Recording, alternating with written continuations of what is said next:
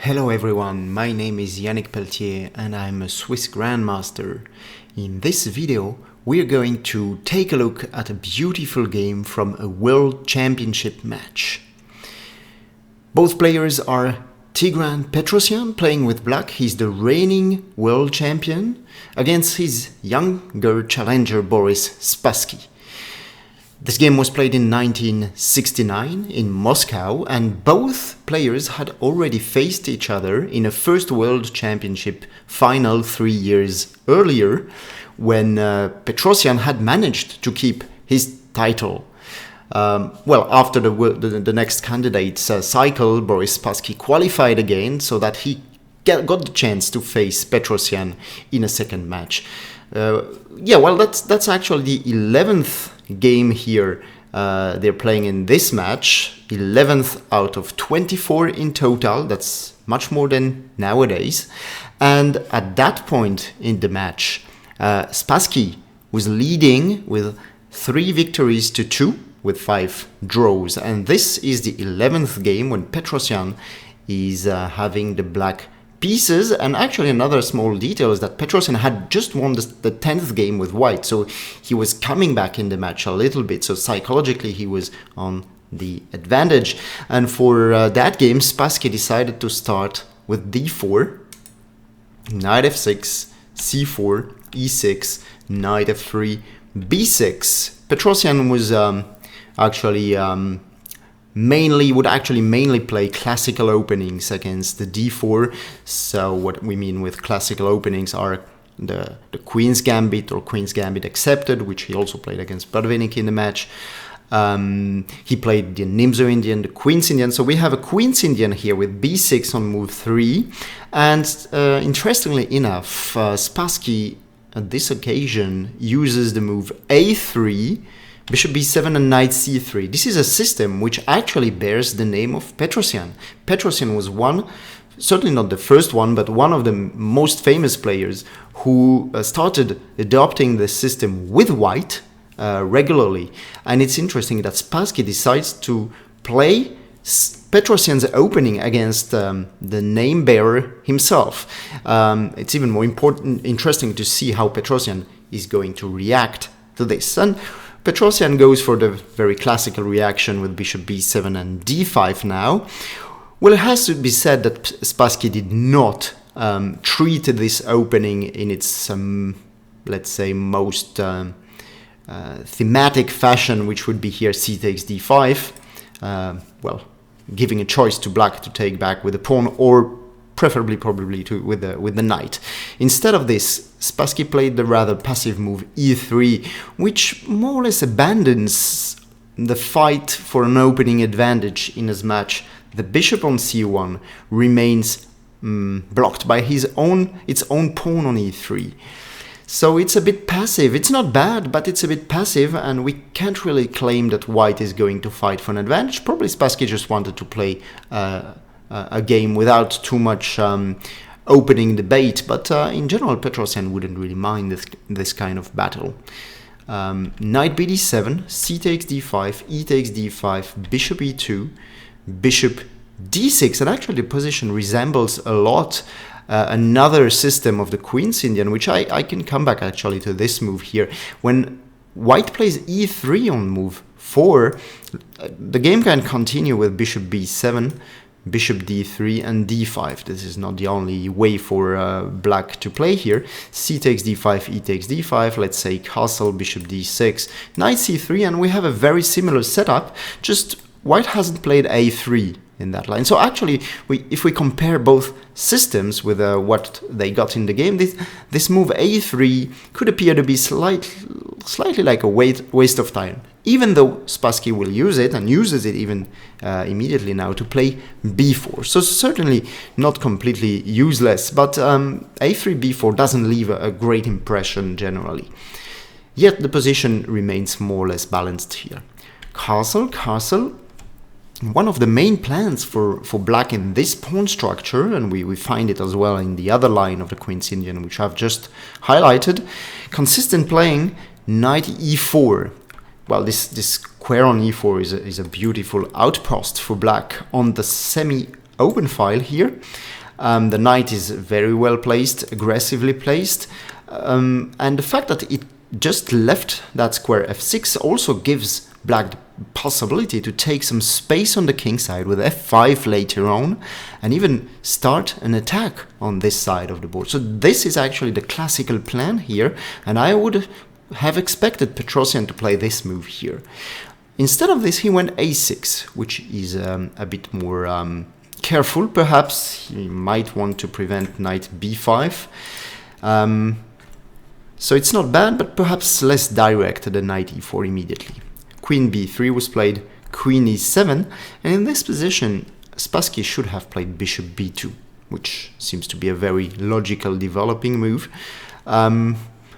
with different ideas, but the main advantage of this move is that it prevents black idea, or actually black's idea could be implemented only after Spassky's move rook b1, and here we'll see that Petrosian uses the momentum to place his knight on e4 anyway, using the fact that d5, knight takes d5 here, is not possible. This pawn on d5 is indirectly protected because of bishop takes, queen takes d5, and knight c3, forking the queen, the rook, but also the bishop on e2. Black wins material here. So it's not possible, and white has actually allowed black to put his knight on e4, which is not something he would wish to do. He went a4, knight df6, b5, takes on c3, queen takes, knight e4, queen c2. Well, taking into account what I've just explained about the plans for black here, you would expect him to play f5 here. But after the exchange of knights, there's a small difference here, and white could play bishop b2, followed by knight e5 next here. And with a knight on e5, it wouldn't be easy for black to start an attack on the king. Reminding we had two knights, and one of the black knights was here on d7, so it was able to control e5. In other words, this idea of playing knight e5 wouldn't be possible with both knights on the board. So, bearing in mind that f5 is not an adequate continuation, Petrosian found another plan. He actually adjusted to the situation and played the very good move rook fc8. He's not going to launch an attack not immediately on the king side, but he wants to take over the initiative on the queen side by opening the c file, where he has just placed his rook. Bishop b2 and c6. Well, if white takes on a6, then after the exchange here on a6, black would have an easy game. He would be able to put pressure against a4 here by playing, for instance, queen a7, or maybe queen e8 to protect the pawn on c6, and then maybe rook a8. Black would have a fine game here. Perhaps, though, this possibility would have been better for white compared to what he got in the game, because after b takes c6, black was clearly on top. Bishop takes c6, queen b3, queen d7, putting pressure again against the pawn on a4, rook a1, and b5. Very strong move. Petrosian's idea is to force the exchange, or try and force the exchange of these white squared bishops, after which, for instance, if white takes on b5, bishop takes b5, takes, queen takes, black suddenly has a passed pawn here on the b file. He has nice squares perhaps to penetrate on the light squares here. So the exchange of the light squared bishops increased the weakness in white's camps, so that perhaps a rook of black will be able to penetrate and create threats there. So black is already much better in this position. That's why Spassky played a5 here. Well, Petrosian, actually this game was very instructive in general and was well conducted by the Armenian, well, back then the Soviet world champion Petrosian, but he also committed a few mistakes in this game, and perhaps in this moment he should have played b4, which actually is a very logical continuation, because he wants to play bishop b5, exchanging those bishops again, and then perhaps using this square on c4 to enter with the rook, trying to double rooks on the open file. That would be a better continuation than what he played in the game. But I think by playing bishop b7 as he did, he already had in mind his trademark exchange sacrifice, which I'm not going to reveal too much here, but you might already start seeing some ideas for black. White played knight e5, and here it could have been tempting to take on e5, d takes e5, and play knight d2, because black wins the exchange apparently, but it's not that easy because white can play queen b4, takes on f1, and bishop g4. As you can see, this bishop hitting the queen and the rook behind it, so that white doesn't lose the exchange. And even though white is still worse probably in this position, it probably didn't appeal too much to Petrosian to force matters like this. Instead, he kept all elements in the position and played queen d8. Probably, well, Spassky was certainly not in his best day there, and he could have played bishop d3, not fearing knight d2 here, because there is bishop takes h7 check. Well, if you take here, there is queen d3 hitting the knight, and if you go back, it's already f3 coming, and white suddenly appears to be doing great. So after bishop takes h7, you should go out of the check, king f8, queen d3 anyway, knight takes f1, queen f5, threatening mate on f7. So we have to take here, pawn takes, and the black knight on f1 is not really out too easily, because black has to take in mind threats such as e6 here, and it's pretty dangerous. White has compensation, so it would have been interesting to go bishop d3 when black can actually keep an advantage by simply playing rook c7, preparing the doubling of rooks, but also preventing bishop takes e4, because now after pawn takes e4, the rook protects f7 here. So that would be a multi-purpose move for black. Spassky went rook fd1, and here a very good move by Petrosian. He played queen h4. He threatens the pawn on f2, but the basic idea, because white is obviously going to prevent that threat by playing g3, but now the queen simply goes back here, and Petrosian has seen pretty far that at some point the long diagonal here might be open for this bishop on b7, and when that diagonal opens, it's going to be very important that these squares have been weakened by this little move g3. So that's why Petrosian played queen h4, to provoke g3 and a long-term weakness of the castle of Spassky's. After this, well, Spassky didn't react in the ideal way. He should have, kept his castle as solid as possible, perhaps going bishop f3, even though black is better after rook c7. For instance, he can't really take here on e4, takes and play rook c1. We just play rook c8, and black is in control of the open file, and he's better. Perhaps in that sense, bishop g4 could have been suggested here to take control of the square c8, and after rook c7 perhaps play f3.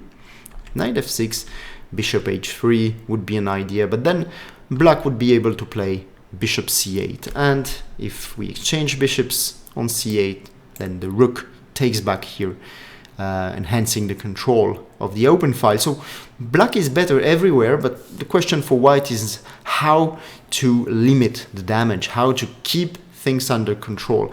And by going f3 immediately, Spassky went for a continuation which looks good superficially, but actually weakens the castle even more. Knight to g5, h4, knight e6, and f4, reinforcing the knight on e5, and in the process white has been able to kick away the black knight, which was on e4 previously. So the knight doesn't occupy this very nice square anymore, but probably Spassky misjudged the fact that Petrosian was going to be able to reroute his knight to this very important square, and Petrosian does that immediately. He plays f6, knight f3, and knight d8. This is the start of the regrouping. The knight is coming to f7 and later to d6 and eventually to e4 again. And there is not so much white can do against that. He went king f2, which isn't okay. He protects these slightly weak pawns there, but the king just runs into a check. Whenever the knight lands on e4, it's going to be a check. So perhaps not the best move again by Spassky. Knight f7, knight d2, and here we have in this position the trademark exchange sacrifice by Tigran Petrosian, who has been famous in chess not just for becoming the world champion in 1963 when he defeated Botvinnik, but also in the chess game itself. He has sacrificed exchanges in a positional way that actually made him very famous for that. And here again we have a move which nowadays would appear to be quite obvious for an exerced eye. This is Rook C4, but back then it would be seen as somehow revolution. Black just leaves the rook en prise there, can be taken by the knight or by the bishop, but in both cases the black position will actually be strengthened by this. Let's take a look at knight takes c4. Spassky actually didn't touch the rook for a very long time here. Knight takes c4, he would be met by d takes c4, queen c2, rook e8, hitting e3, bishop c1, and bishop e4. And that knight on f7 will very soon come to d6, and black is in full control here. He has, well, he's a full exchange down, that's true, but he has a great control of these light squares here with the bishop, also with the knight. He can also play queen b7 later on, and he also has two passed pawn, connected passed pawns there, which can become very dangerous soon. Spassky didn't take, he played queen d3, rook e8 anyway, so we will see that black simply leaves his rook on c4 as if nothing happened here. Bishop f3, bishop b4. Well, here knight takes c4 would appear to be almost, well, better than before, because after d takes c4, queen e2 will be able to exchange those bishops on the long diagonal, but black actually doesn't mind. He takes and plays knight d6. He's coming to e4 with a knight on the next move, and very soon his pawns will be able to advance. Let's say after bishop d6, his b pawn also will be able to advance. And the white king is worse, but we actually see mostly those pawns which are going to advance for black. So his advantage here is absolutely overwhelming. Spassky played bishop a3, takes on a3, rook takes a3, knight d6, rook e1, f5, rook aa1, and actually Petrosian was so fond of his exchange sacrifice, of his ideas, of his rook on c4, that he actually overstepped the limit a little bit here, because he actually thought that in any variation leaving the rook hanging there on c4 would be good. But in the game, perhaps under time pressure, because you can see it's move 36, he definitely committed a mistake here. He should have played rook ec8, threatening to enter with the rook to c3 or c2, and thus provoking knight takes c4. And here his advantage would be absolutely great. D takes c4, queen d1, takes on f3 again, takes knight e4 check, king g2, and simply b4. And you know, when you're an exchanger up, when you have a rook against a piece like a bishop or a knight, for your rook to be stronger than the piece, you need open files. And here the white rooks are totally deprived of open files. They can certainly be placed on b1 and c1 to try and hit the pawns, but those pawns are going to proceed with c3 and b3 very soon. They are going to move forward, and they are certainly going to decide the issue of the game very soon. This knight on e4 is actually so much more powerful than the rooks. It doesn't even, you don't really need to be as strong as Petrosian to understand or to feel this. This knight is placed on a beautiful square on e4, well protected. It cannot be attacked by a pawn by white, so it's basically an eternal knight there, which has, you know, pressure against the king, but also is able to, sorry for those arrows, capable of supporting the pawns in their advance. So black would have been quite easily winning here, and it's a bit strange that Petrosian instead decided to play knight e4 here. But after bishop takes e4, f takes e4, queen b1, well, perhaps he could have moved the rook maybe to c3 or to another square, but then the knight would have been able to come to b3 and c5, occupying a very nice square here. So he decided to leave the rook one more move. Queen d7, rook a2, rook ec8, and finally Spassky decided to take it 10 moves after the rook came and hang actually in the air on c4. White finally took it on move 40, d takes c4.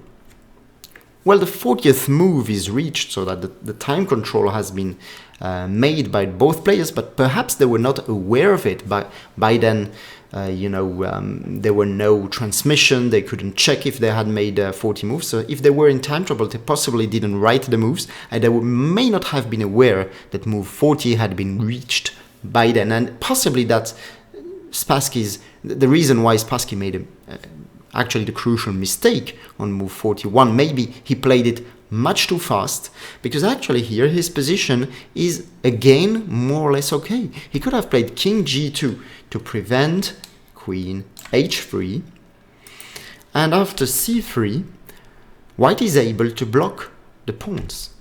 Rook c2, and this queen here can also block the pawn on b4. Let's say, for instance, after bishop d5, rook c1, black cannot play b4. The white queen could take it.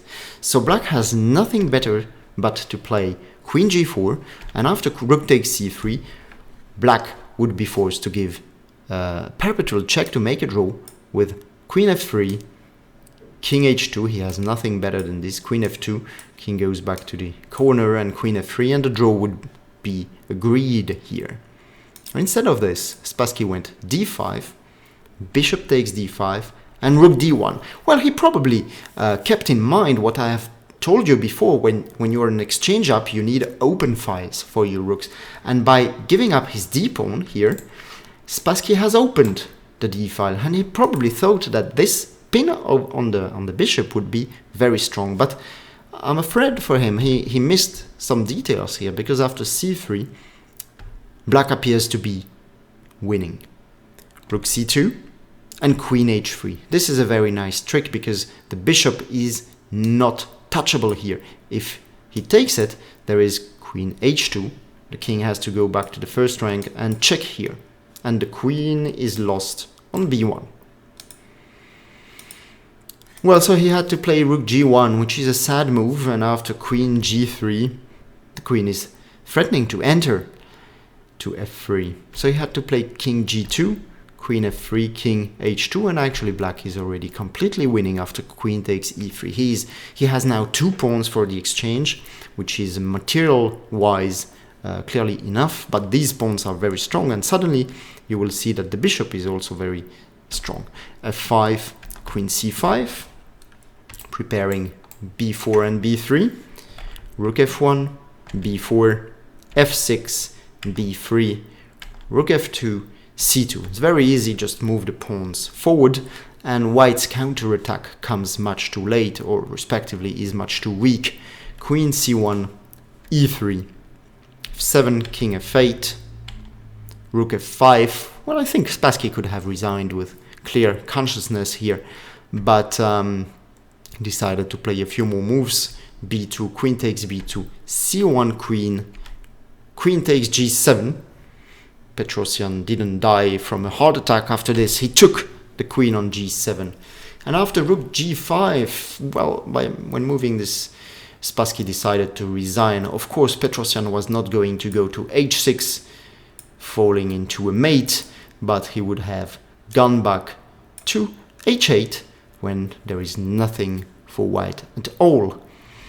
So a very nice conducted game by Petrosian. Thanks to this beautiful exchange sacrifice on c4, he always managed to open the long diagonal. Unfortunately, this whole strategy was a little bit marred by a mistake on move 36. He could have crowned his strategy with a straightforward play, and it would have actually been a very nice win. Instead of this, okay, there were some mistakes in time trouble, but the game was very interesting. So I hope you enjoyed it, and I invite you to subscribe to my channel if you haven't done so, and to like my video as well. Thank you very much, and see you in another video.